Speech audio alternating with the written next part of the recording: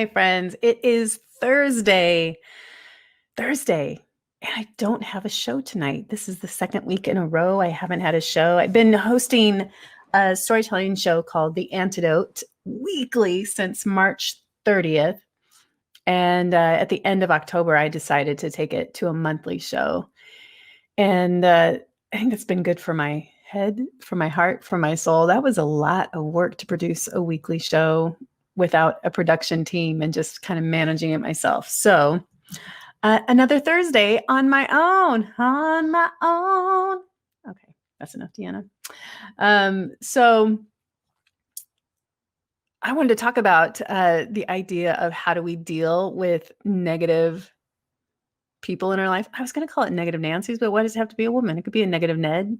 It could be just negative people. That's why I just put negative energy on there, right?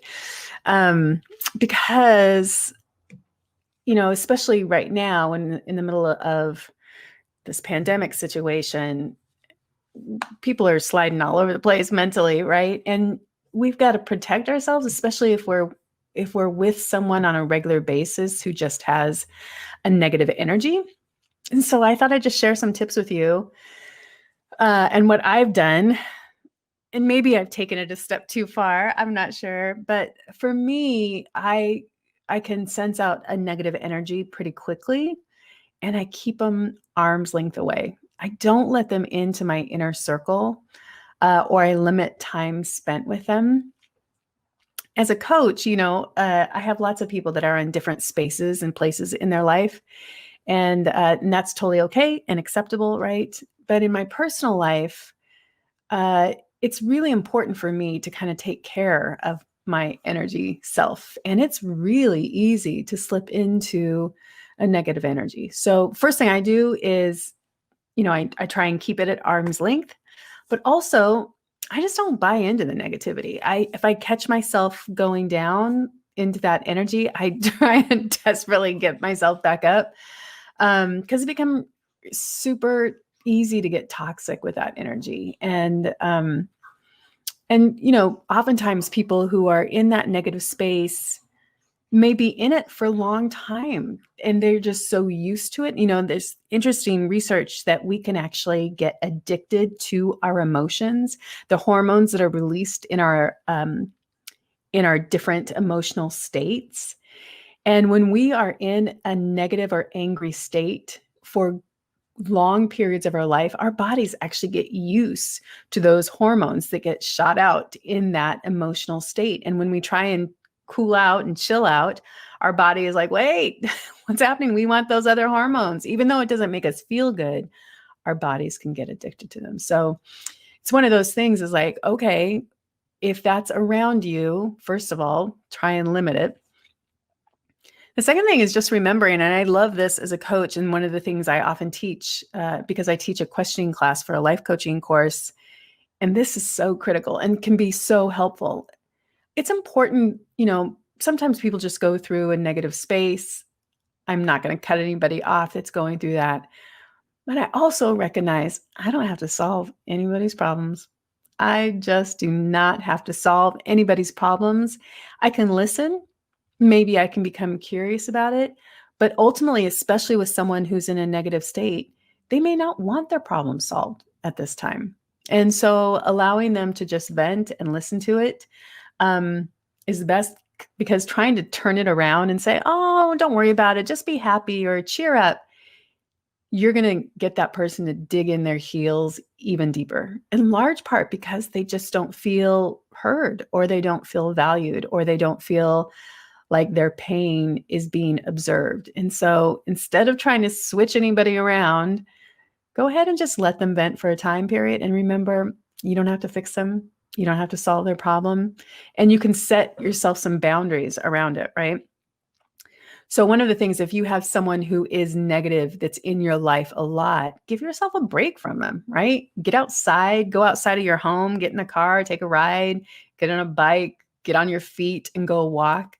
Because honestly, sometimes being in that space can build up and make us want to erupt, right? So for me, when I can feel that energy, I know instinctively, I know how I act, and I just want to escape from that.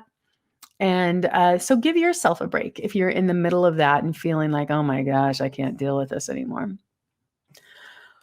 When it comes to it, if you do want to engage in the conversation with someone who's super negative, let me give you a hot tip. Instead of telling anyone what to do, become curious with your questions, and not in a way that lets the questions spiral them down, right, even further.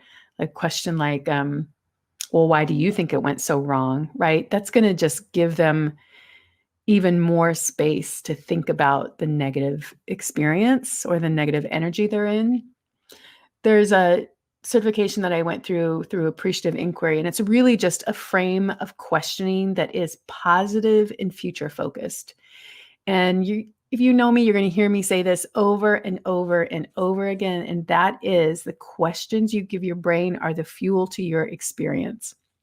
And so with appreciative inquiry, what we're looking at is if you're in a negative energy or you just had a negative experience, sure, let you rant for a while, but eventually, right, what I want to have you get to is a place of how can we look to that past experience for the gold that's in it? Like, what do you want to take from that experience into now? What have you learned from that you want to bring into the future? Or what did work in that past experience that can help you? Because I'm telling you, what you focus on grows. And if you're going to focus on the fact that life is shitty, guess what? Life is going to be shitty. But if you can find an ounce of finding what is right in the world and start looking for that, there's those moments too. We can't believe everything on the messaging that's giving to us all around. Like there's some protectionism that has to happen for you to save your own energy so you can stay in the game. Negative people are all around us. You certainly don't have to buy into it to belong with them. Use your own positivity as your own armor and see if you can actually elevate their energy to match yours. That's it. It's Thursday, everybody. I hope you have a great day. Oh, and don't give me any sham because I'm wearing the same sweater from yesterday. I realized that I put that on. I was like, I don't know. Do people have uniforms right now? I think I can wear the same clothes 2 or 3 days in a row. That's what's happening for me. I don't know if that's happening for you. But I feel like that's a common thing right now. Anyway, I hope you have a great day. Bye, everybody.